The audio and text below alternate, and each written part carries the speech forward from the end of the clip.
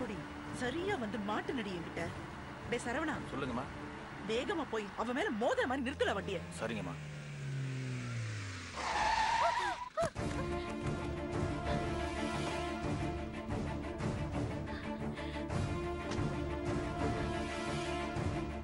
ஏய், என்னடி பாக்குற? நியாயமா பார்த்தா நான் உன்னை அப்படியே மிதிக்கணும். பண்ண முடியலையே, என்ன பண்றது? நீதான் பச்சை சிரிப்பு சிரிச்சு பாண்டியமால கையில போட்டு வச்சிருக்கியே. எவங்கிட்டடி இந்த மந்திர தந்திரம் மாயஜாலத்தெல்லாம் கத்திட்டு வந்திருக்க?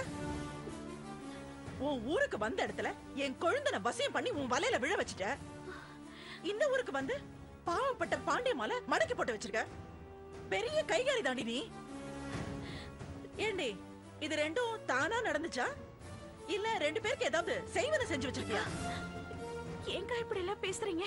சி, வாய மூடு, கொன்னுடுவேன் உன்னை. யாருக்கு யாரடி அக்கா?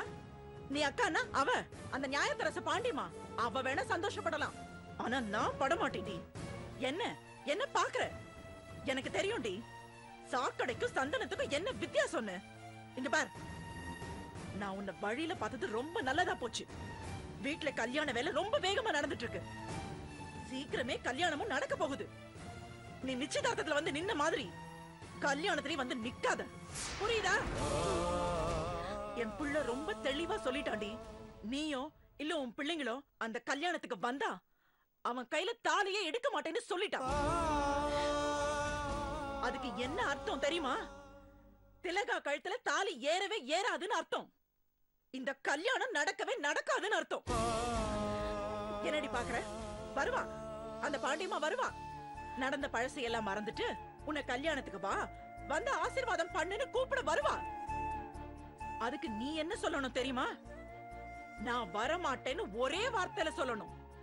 அதான் உனக்கும் நல்லது, உன்னோட 4 பொண்ணுங்களுக்கும் நல்லது. என்னடி எதுவுமே புரியாத மாதிரி அப்படியே முழிக்கிற? நான் சொல்றது உனக்கு புரியல? நீ வந்து நின்னதால என் மகனோட கல்யாணம் நின்னா அதுக்கப்புறம் உன் 4 பொண்ணுங்களும் நல்லா வாழவே மாட்டாங்க. நாசம் பண்ணிடுவேன். ஏய், வித்த காட்டுறவளே, நான் சும்மா உன்னை மிரட்டதுக்காக இதை சொல்லலடி, சத்தியமா சொல்றேன்.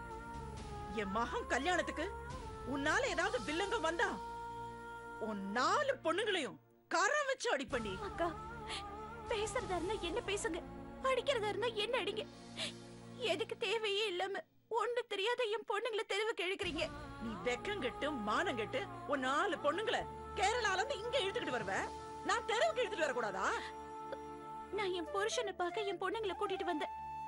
ஆனா உங்க பேச்சு என்ன தப்பான விட காட்டுது. பின்ன நீ என்ன நல்லவளா? சொல்லுடி, நீ நல்லவளா? வாங்குனது அடுத்தவ புருஷனோட தாலிய, பேசுறது ஒழுக்கமான பேச்ச. ஏய், இங்க பாரு, நீ யாரு, உன் நோக்கம் என்ன, எதுக்காக பாண்டியம்மாவை பேசி மயக்கி வச்சிருக்கேன்ல எனக்கு நல்லாவே தெரியும்டி. வேண்டாம், அந்த நினைப்ப விட்டு. இது பாருங்க, நீங்க ஏதோ மனசுல வச்சுட்டு இப்படி எல்லாம் சொல்றீங்கன்னு எனக்கு தெரியும். என் புருஷன், என் குழந்தைங்க, இதுதான் என் சொத்து. இது மட்டும் தான் என் சொத்து. அடுத்தவங்க சொத்துக்கு ஆசைப்படுறவங்க எல்லாம் முதல்ல சொல்ற வார்த்தை இதுதாண்டி. சரி, நான் உன் வழிக்கே வரேன். உன் புருஷன், உன் பிள்ளைங்க தான் உனக்கு உண்மையான சொத்துன்னா அவங்கள கூட்டிட்டு போய்கிட்டே இரு. நண்டு சிண்டுமா 4 பொண்ணுங்களோட இங்க வந்த, இத்தனை வருஷமா இங்க இருந்த, அவங்கள முழுசா வளர்த்து ஆளாக்கிட்ட. இதுக்கு மேல எதுக்குடி உனக்கு பாண்டியம்மாவோட ஆதரவு, பாதுகாப்பெல்லாம்? பேசாம உன் பிள்ளைங்களை கூட்டிட்டு எங்கயாவது ஓடி போய் தொலைஞ்சிரு. என்ன போய் தொலையறியா? அப்படி போய் தொலையலன்னா உன் பொண்ணுங்களோட வாழ்க்கைக்கு நான் கேரண்டி இல்ல.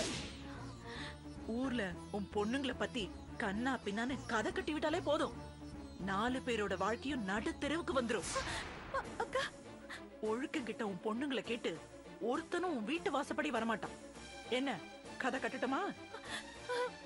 இதெல்லாம் நடக்க கூடாதுன்னா நீ எங்க வீட்டு கல்யாணம் நடக்கிற திசை பக்கமே வரக்கூடாது, வரவே கூடாது.